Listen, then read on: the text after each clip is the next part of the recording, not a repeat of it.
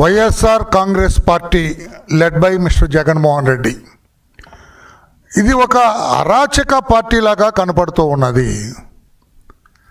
ఇది రాజకీయం కోసం, ప్రజాసేవ కోసం ఏర్పడిన పార్టీ కాదు. ఒక అసాంఘిక శక్తులకి అడ్డా తాము సంపాదించిన అవినీతి సొమ్మును దాచుకోవటం కోసం, ప్రభుత్వం నుంచి రక్షణ పొందటం కోసం, ప్రభుత్వ వ్యవస్థలను వాడుకోవటం కోసం రాజకీయ పార్టీ పెట్టారు తప్పితే జగన్మోహన్ రెడ్డి గారు ఈ వైకాపా పార్టీ పెట్టింది ప్రజాసేవ కోసం కాదు అని ఢంకా బజాయించి చెప్పగలను నేను. లేకపోతే ఈ అరాచకం ఏంటండి? మద్యం కుంభకోణం కేసు దర్యాప్తు చేస్తున్నారు సిట్ వాళ్ళు. ఒక ప్రిలిమినరీ ఛార్జ్షీట్ వేశారు. 3,500 కోట్ల రూపాయలు ప్రజాస్వామ్యం కొట్టేశారు వీళ్ళు. అది రాష్ట్ర ప్రజా ఉపయోగానికి ఉపయోగపడే డబ్బు అని స్పష్టంగా వాళ్ళు చెబుతూ ఉన్నారు. ఎవరెవరు కొట్టేశారు ఆధారాలతో సహా కోర్టుకు చూపిస్తూ ఉన్నారు. ఇంకా దర్యాప్తు కొనసాగుతుంది. ఇంకా కొంతమంది పెద్ద పెద్ద బడా తలలు ఇంకా ఇందులో ఉన్నాయి. ఆ బడా తలలు కూడా అరెస్ట్ అయ్యే అవకాశం ఉందని చెబుతూ ఉన్నారు. దర్యాప్తు still it is under investigation జరుగుతూ ఉన్నది. ఈ నేపథ్యంలో ఈ కేసులో కొంతమందిని అరెస్ట్ చేశారు. They are in judicial custody. నిన్న 3 బెయిల్ వచ్చింది. అందులో మాజీ ఐఏఎస్ ఆఫీసర్ ధనుంజయ రెడ్డి గారు, ఇంకో మాజీ ఐఏఎస్ ఆఫీసర్ కృష్ణమోహన్ రెడ్డి గారు, ఒక భారతీ సిమెంట్స్లో ఒక డైరెక్టర్ గోవిందప్ప బాలాజీ గారు, వీళ్ళ 3 కూడా అరెస్ట్ అయ్యారు. They have played an important role.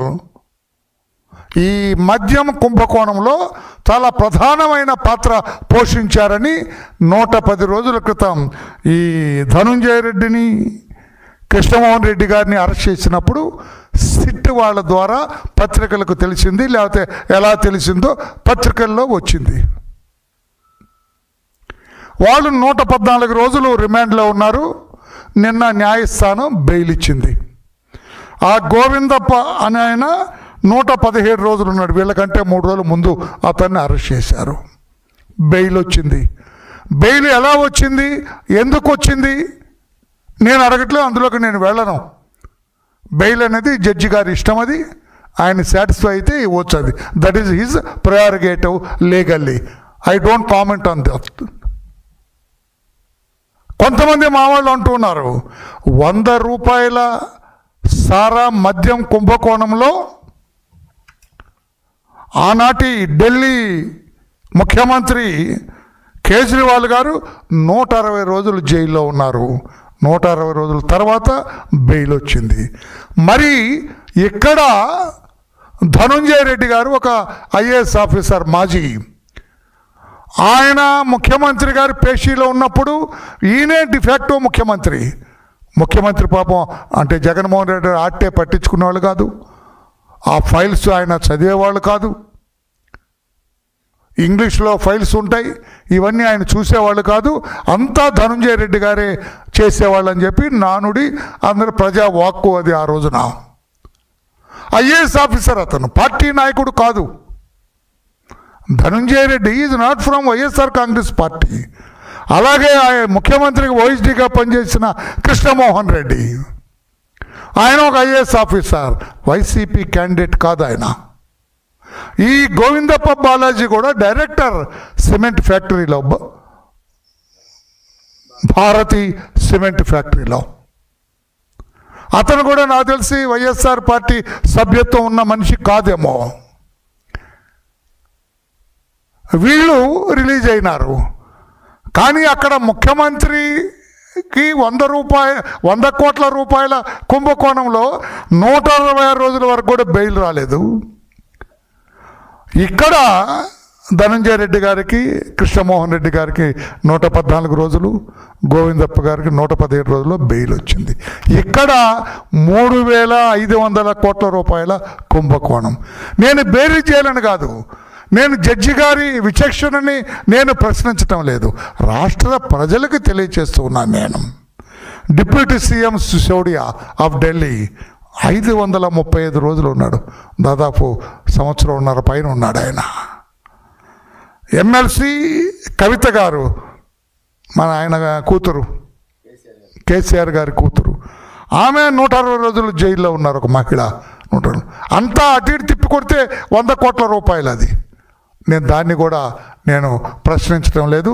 నేను నిన్న వీళ్ళు విడుదలవుతుంటే అక్కడ విజయవాడ ఆ జైలు పరిసర ప్రాంతాలన్నీ కూడా క్రిక్కిరిసిపోయింది వైకాపా నాయకులతోటి.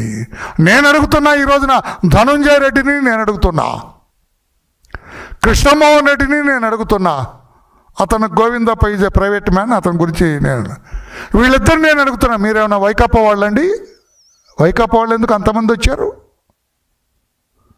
సో మీరు జగన్మోహన్ రెడ్డి గారి పార్టీని మీరు నడిపింది కరెక్టే అయితే, మేము మిమ్మల్ని ఆరోపణలు చేయటం కరెక్ట్ అయితే, మీరు వైకాపాలో భాగస్థులు. మీరు ఐఏఎస్ ఆఫీసర్గా కంటే వైకాపా కార్యకర్తగానే మీరు ఎక్కువ పనిచేశారు, అందుకే ఇంతమంది వచ్చారు జైల్లో మిమ్మల్ని. మీరేమన్నా స్వాతంత్ర సమరయోధులా? ఆనాడు మహాత్మా గాంధీ ఎర్రవాడ జైల్లో నిరాదీక్ష చేసి బయటకు వస్తుంటే లక్షలాది మంది వచ్చారు ఆయన రిసీవ్ చేసుకోవటానికి. ఈ రోజున ఒక ఐఏఎస్ ఆఫీసర్ వస్తే, ఆంజనేయులు ఐపీఎస్ ఆఫీసర్ అంటే రిలీజ్ అయ్యాడు, ఒక్కడు కూడా రాలేదు ఆయన చూడటానికి. పాత్రికేయులు మీరు గమనించాలి, మీరు ఊరికే నేను చెబుతున్నానని రాసుకుంటే కాదు. PSR Anjaneyulu direct recruited IPS, ఆయన వీళ్ళలాగా ర్యాంక్ ప్రమోట్ కాదు. ధనంజయ రెడ్డి అండ్ కృష్ణమోహన్ రెడ్డి అంచెలంచెల మీద ఐఏఎస్కి వచ్చారు. But Ramanjaneyulu direct IPS, additional DG rank, వీళ్ళకంటే ఎక్కువ ర్యాంకులో ఉన్నారు. ఆయన రిలీజ్ అయితే ఎవరు రాలేదు, ఆయనకు వాళ్ళ తమ్ముడో బాబాయ్ వచ్చాడు, కారు ఎక్కించుకొని వెళ్ళిపోయారు. మరి వీళ్ళకి ఎందుకు ఇంతమంది వచ్చారు? స్వాతంత్ర సమరయోధులు కాదు, ప్రజాసేవలో నిష్ణాతులు కాదు, వీళ్ళు సంపాదించిన ఆస్తులంతా పేదవారికి పంచిన వాళ్ళు కాదు, అన్న క్యాంటీన్లు పెట్టి భోజనం పెట్టిన వాళ్ళు కాదు, కాలువలతో రైతులకి పంటలకి నీరు అందించిన వాళ్ళు కాదు. మరి ఎందుకు ఇంతమంది వచ్చారంటే వీళ్ళు కార్యకర్తలు, వైఎస్ఆర్ పార్టీ ముఖ్యమంత్రి ఆనాటి మమేకమై పనిచేశారు.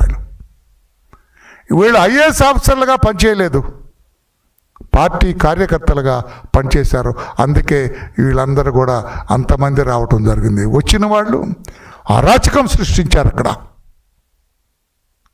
ఇష్టం వచ్చిన ఆ గేట్లు పడగొట్టారు, అక్కడ ఉన్న పోలీసులను ఇష్టం వచ్చినట్టుగా మాట్లాడారు, పోలీసులను ఇష్టం వచ్చినట్టుగా నెట్టేశారు, బ్యారికేట్లు కింద పడేసి తొక్కేశారు. ఎవరిని రిసీవ్ చేసుకోవటానికి వచ్చారయ్యా? 3,500 కోట్ల రూపాయలు మద్యం కుంభకోణంలో ప్రధాన ముద్దాయిలు వీళ్ళు. ముద్దాయిల్ని రిసీవ్ చేసుకోవటానికి వచ్చిన మీ వైఎస్ఆర్ కాంగ్రెస్ పార్టీ కార్యకర్తలు అంతమంది వచ్చి అరాచకం సృష్టిస్తారా? శాంతి భద్రతలకి భంగం కలిగిస్తారా? అక్కడ పోలీసులను ఇష్టం వచ్చినట్టుగా బూతు పద ప్రయోగం చేస్తారా? మీరు ఎక్కడ అరుస్తూ ఉంటే వైకాపా వాళ్ళు లోపల చెవిరెడ్డి అతను ఇష్టం వచ్చినట్టుగా మాట్లాడతాడు. అక్కడ పోలీసు అధికారులను అరెస్ట్ చేసిన వాళ్ళని తిడతాడు, ఆ జైలు అధికారులని తిడతారు, బూతులు ఇష్టం వచ్చినట్టుగా మాట్లాడతారు. ఏమనుకుంటున్నారు మీరు? చట్టాన్ని మీ చేతుల్లోకి తీసుకోవాలనుకుంటున్నారా? చట్టం మిమ్మల్ని ఏం చేయలేదని అనుకుంటున్నారా? శాంతి భద్రతల్ని మీరు మీ గుప్పెట్లోకి తీసుకోవాలనుకుంటున్నారా? తోలు వల్చేస్తుంది చంద్రబాబు గారి నాయకత్వంలో లా అండ్ ఆర్డర్. మీరు వెధవ పనులు చేస్తుంటే, శాంతి భద్రతకు విఘాతం కలిగిస్తుంటే చూస్తూ ఊరుకోదు ప్రభుత్వం అని చెప్పి కూడా మరొక్కసారి హెచ్చరిక చేస్తున్నా మీ అందరికీ. సిగ్గుపడవలసింది పోయి, పలక ముసుగేసుకొని కారు ఎక్కి వెళ్ళవలసింది పోయి, ఏమి రాజకార్యం చేశారా? ఏమి ఘనకార్యం చేశారా ధనంజయ రెడ్డి? ఏమి ప్రజాసేవ చేసావయా కృష్ణమోహన్ రెడ్డి? మీ భాగవతం మొత్తం సిట్ చేతిలో ఉంది. బెయిల్ వస్తే ఆ గుప్పు చప్పుగానే వెళ్ళిపోకుండా ఇదంతా ఏంటి? అంటే మీరు ఇది ఏ తప్పు చేయలేదని చెప్పాలని మీ ఉద్దేశం ప్రజలకి? మేం తప్పు చేయలేదు, కావాలని అరెస్ట్ చేయాలనా? కావాలని అరెస్ట్ చేశారు మమ్మల్ని, మేము చాలా శుద్ధపూసలో మేము అని చెప్పాలనుకుంటున్నారా? గురువిందర్లాగా చాలా తప్పు చేశారు. జగన్మోహన్ రెడ్డి గారు పార్టీ అధ్యక్షులుగా మీ వాళ్ళు చేస్తున్న ఆగడాలు మీకు తెలుస్తున్నాయా లేదా? జైలు దగ్గర వాళ్ళు చేస్తున్న ఆగడాలు తెలుస్తున్నాయా లేదా అని చెప్పి మేము అడుగుతున్నాం. ఈ రకంగా చట్టాన్ని మీ చేతుల్లోకి తీసుకొని వ్యవహరిస్తే ప్రభుత్వం చూస్తూ ఊరుకోదని చెప్పి కూడా తెలియజేస్తున్నాం. ఈ ఎరువుల దాంట్లో అంతే ఇష్టం వచ్చినట్టుగా చేస్తూ ఉన్నారు. ఈ మద్యం కుంభకోణం జగన్మోహన్ రెడ్డి గారు మీకు తెలియదా? ఈ మీరు సరఫరా చేసిన ఈ కల్తీ మద్యం తాగి 30,000 మంది మద్యానికి బానిసలైన వీళ్ళు చనిపోయినారు. 30,000 మంది తెలుగు మహిళల పుస్తెలు తెగి మంటల్లో కాలిపోయినాయి. మీరు కదా దానికి బాధ్యులు. మీ అవినీతి పైన ఆరాటం కాదా బాధ్యత వహించవలసింది? ఇప్పుడు ఈ బెయిల్ మీద రిలీజ్ అయిన వీళ్ళు బాధ్యులు కాదా? మీ అవినీతే కదా బాధ్యులు కాదా? ఏం మాట్లాడతారు మీరు జగన్మోహన్ రెడ్డి గారు అని చెప్పి కూడా నేను అడుగుతున్నా. 35 లక్షల మంది సిగ్గుచేటు. ఆ కుటుంబాల వాళ్ళందరికీ నేను అడుగుతూ ఉన్నా. నేను జగన్మోహన్ రెడ్డి గారు చేసిన ఈ నేరం డబ్బు కొట్టేస్తే కొట్టేశాడు. 35 లక్షల మంది అంగవైకల్యులు అయ్యారు. కళ్ళు కనపడవు, నోట మాట రాదు, చెవులు వినపడవు, ఊపిరితిత్తులు పనిచేయవు, కాలేయం పనిచేయదు, కిడ్నీలు దెబ్బతిన్నాయి. వీటన్నిటితో అచేతనం అయిపోయారండి. నర్వ్ సిస్టమే దెబ్బతినిపోయింది మీ అవినీతి వల్ల, మీ అవినీతి ఆరాటం వల్ల. 33,500 కోట్ల రూపాయలు ఏంటి తమాషా? 100 కోట్ల రూపాయలకి ప్రభుత్వం పడిపోయిందండి కేజ్రీవాల్ది. ఇది 3,500 కోట్ల రూపాయలు. ఇంకా నిస్సిగ్గుగా ఊరేగింపులేంటి జగన్మోహన్ రెడ్డి గారు? ఏదో స్వాతంత్ర సమరయోధులను తీసుకెళ్ళటం ఏంటి? పోలీసు ఆంక్షలు కూడా ఉల్లంఘించి, పోలీసు బ్యారికేడ్స్ పడగొట్టి ఏమన్నా స్వాతంత్ర సమరం చేసినా? ప్రజాసేవలు ఏమన్నా అరెస్ట్ అయిపోయినారా? ప్రజల డబ్బు కొట్టేసి దిగమింగి దొంగలు, నీచులు, నికృష్టులు, తప్పుడు వాళ్ళు జైలు నుంచి బయటకు వస్తే ఇట్లా జైలుని మీరు ఆక్రమించుకుంటారా? ఇష్టం వచ్చినట్టుగా మాట్లాడతారా? అందుకే పోలీస్ కమిషనర్ విజయవాడ వరకు కూడా మేము విజ్ఞప్తి చేస్తున్నాం.